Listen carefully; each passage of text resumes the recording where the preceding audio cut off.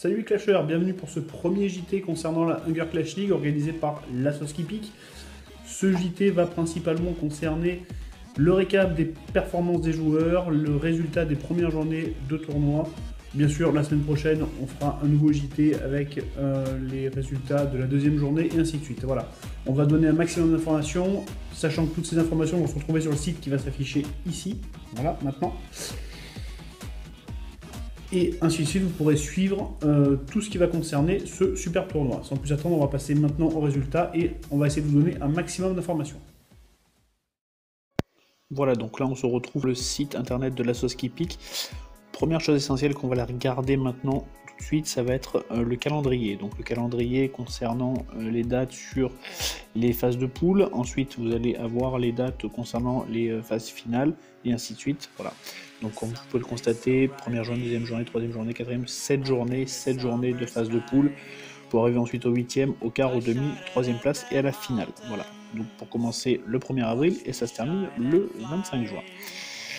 On retourne sur l'accueil et facilement le site est très ergonomique, on peut trouver facilement son chemin. On va passer maintenant au classement des poules après cette première journée de tournoi. Donc on va voir au niveau de la poule 1 le classement ainsi que les équipes. Donc on va voir les premiers résultats avec les Fanatics versus Inphase, donc la victoire de Inphase. Victoire ensuite du Marcheur Blanc sur Marshall Kiss, victoire de Marshall's Legend sur les Canards VC et victoire de Horizon's Clan sur Eleph's Kingdom. Donc vous pouvez constater le premier classement à l'issue de cette première journée de championnat. Donc c'est Marshall's Legend qui prend la tête de cette première poule et c'est les Canards VC qui terminent ce classement. Et donc tout de suite nous allons retrouver notre envoyé spécial, Jean en effroi dans les jambes, qui s'est déplacé pour aller chercher vraiment les résultats de tous les clans qui se trouvaient vraiment au nord de la France, c'est-à-dire au-dessus de Lyon, voilà.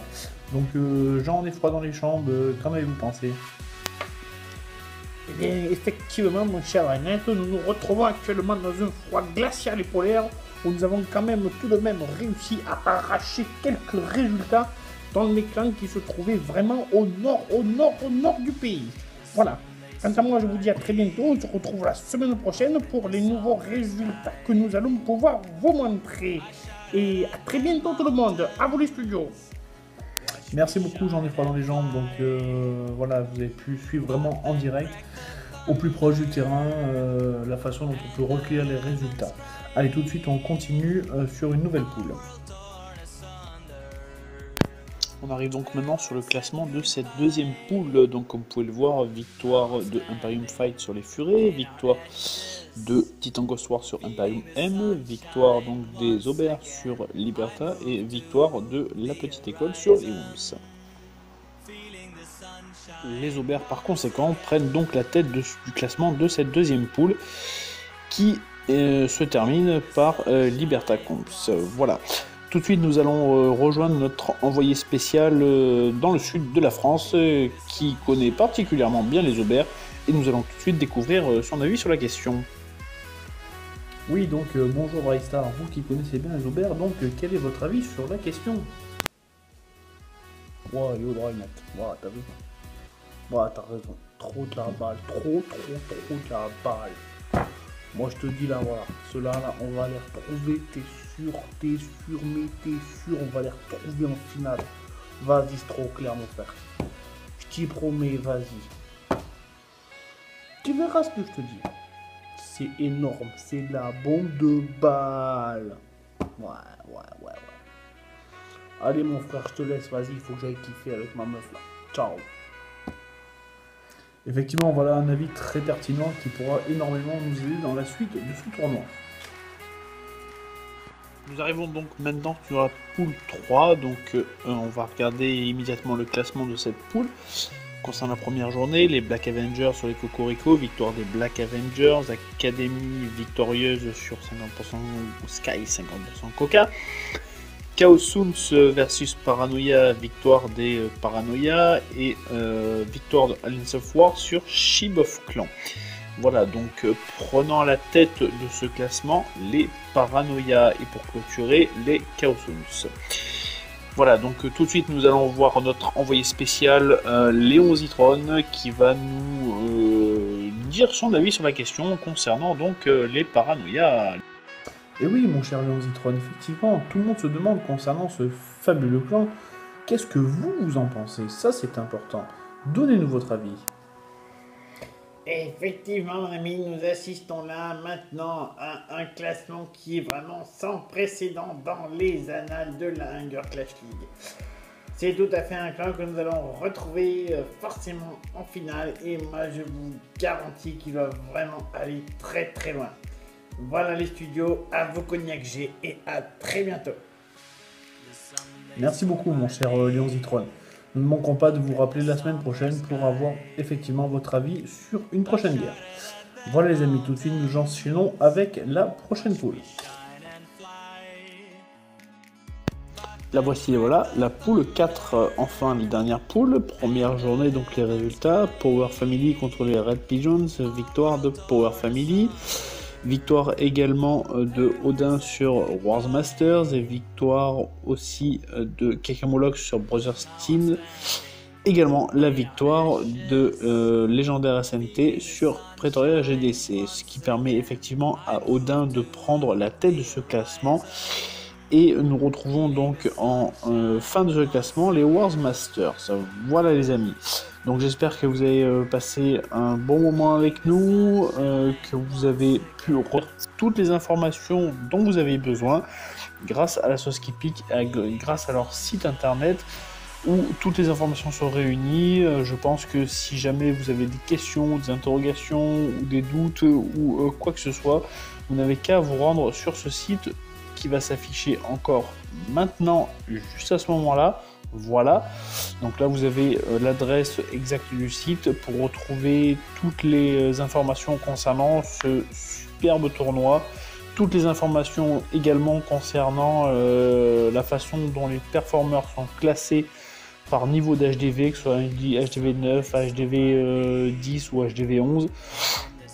Voilà, donc si vous faites partie du tournoi, n'hésitez pas à vous rendre sur ce site pour pouvoir bénéficier de toutes les informations. Si vous êtes spectateur, eh bien c'est encore une très bonne occasion de pouvoir aussi vous rendre sur ce site pour profiter de toutes les informations qu'il peut vous apporter. Et puis n'hésitez pas à commenter cette vidéo s'il y a des choses qui vous ont plu, s'il y a des choses qui ne vous ont pas plu. Et puis on est là pour ça, on est là pour améliorer, on est là pour que le tournoi se passe dans les meilleures conditions possibles. Quant à moi, je vous dis à très bientôt pour de nouvelles War Recap qui vont se passer. Actuellement, on est jeudi soir, donc les prochaines guerres vont se dérouler ce week-end. Donc les prochaines War Recap vont passer directement sur la chaîne de tous les youtubeurs présents sur cet événement, que ça soit... Ah, j'oublie tous les noms, c'est pas le moment aussi de me poser des questions aussi dures. C'est vrai qu'on est énormément sur ce tournoi, il y a beaucoup de youtubeurs qui sont présents, donc il y a toutes les chaînes, vous avez la chaîne de Lorateus Gaming, vous avez la chaîne d'Arcane, vous avez la mienne, Drained COC, vous avez la chaîne de plein de youtubeurs et vous allez voir que vous allez pouvoir les retrouver. Mais je pense que je ferai une petite vidéo récapitulative de tout ça, de façon à ce que vous puissiez suivre tous les événements, qu'il n'en manque aucun. Je pense à Breezy, je pense à John Ship of Clan, je pense à plein de monde, à IE, à Kalel qui vont faire des lives sur les phases un petit peu plus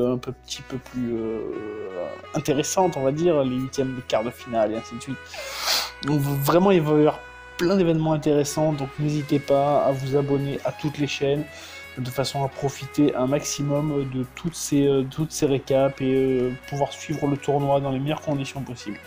Voilà, donc moi je vous dis à très très bientôt, n'hésitez pas à nous contacter si vraiment il y a des questions, s'il y a quelque chose qui vous plaît, qui vous déplaît, et puis on fera en sorte d'arranger, de faire vraiment quelque chose de bien, parce que le seul intérêt vraiment de la sauce qui pique, donc représenté par Siol, qui fait vraiment un travail de malade, c'est vraiment un truc de taré, avec tout le staff, j'en oublie énormément, mais je pense vraiment à tout le monde, et puis n'oubliez pas de remercier tous ces gens-là, parce que c'est grâce à eux que le monde de Clash of Clans évolue, et que tout le monde en profite. Donc voilà, c'est vraiment un bon moment qu'on passe ensemble, donc je vous dis vraiment à très bientôt, et puis... Voilà, ciao, bye.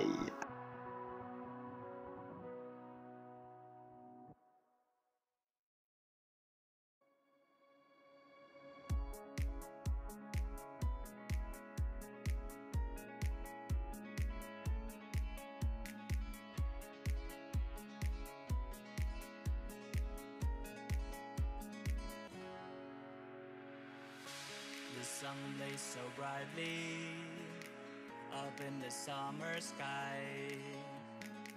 I shouted at the mountains, watch me shine and fly.